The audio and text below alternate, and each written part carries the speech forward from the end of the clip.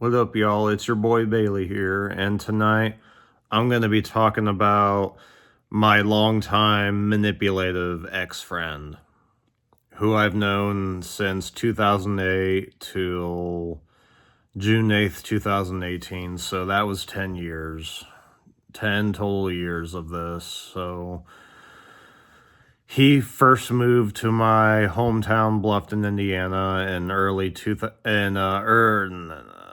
mid 2008. That was when we went to fourth grade, and him and I were getting along for a little bit, and then he became mean and rude, and would always tell me to shut up, as in this, shut up. And one morning during breakfast at the cafeteria, I wanted to sit with him because he looked all alone, and I sat with him and told me to go away, and he said, "I would rather sit alone." And that's one story about him. Second story is he brought a Pop-Tart to school when we weren't allowed to bring snacks, so he must have snuck it in his backpack or some shit, and must have went to his locker to grab the Pop-Tart and then go to the boys' bathroom and eat it. And he left the wrapper when we went to a restroom break, and he said, "Yeah, that was mine." Yeah. He we weren't allowed to bring PG-13 movies to elementary school at the time, and he had the DVD. He had literally had the DVD of Spider-Man 3 in his book bag. Literally no case but the disc, and he said, "Look what I got. We're gonna watch it." And I told the teacher on him. My teacher was Mrs. Hunt, and Mrs. Hunt must have told him to put it back in his backpack. And I think the disc may have been scratched from being in the book bag for a while, or I don't know.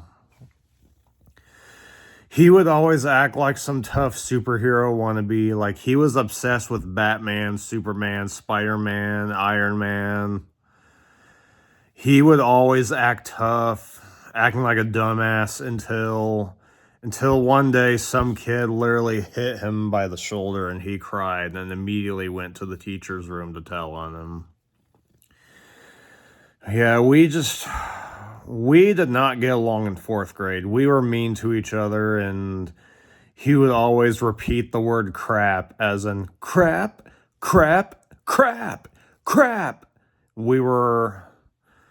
I was scared of hearing fire drills. Fire drills always hurt my ears and shit. So we were on our way outside before the fire, me and him and teacher.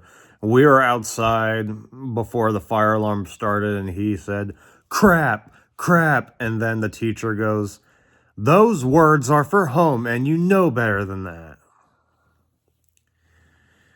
He one time got glasses, and then he broke them eventually. I don't know if it was his fault or they just randomly broke, because he never took care of shit. So it must have been him. And my teacher said, "Do we have to see Mr. Theme?" The principal. "I think we do. Come on." And then the teacher made him call his mom about we shouldn't break glasses anymore, because glasses do cost money. There's all kinds of stories about him, and I don't know if I can say it all in one video, but I'll tell many stories as I can in this video. In fifth grade, we started to get along, so we became good friends then. When we went to middle school, and we talked about Arnold Schwarzenegger movies and Sylvester Stallone.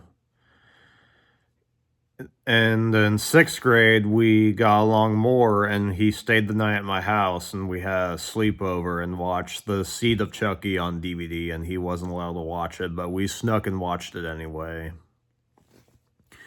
His mom would never let him listen to hard rock or metal. Even his mom wouldn't let him listen to Crazy Train by Ozzy Osbourne, nor any Pink Floyd song, not Rob Zombie, not Slipknot, none of that shit. She said that's not appropriate.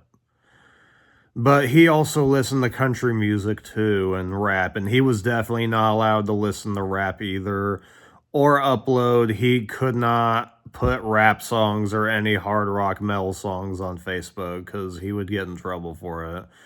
He must have had a shitty ass motherfucking childhood. It's definitely his parents, but I know a whole lot about his mom, which I'm not gonna talk about in this video. What else? What else?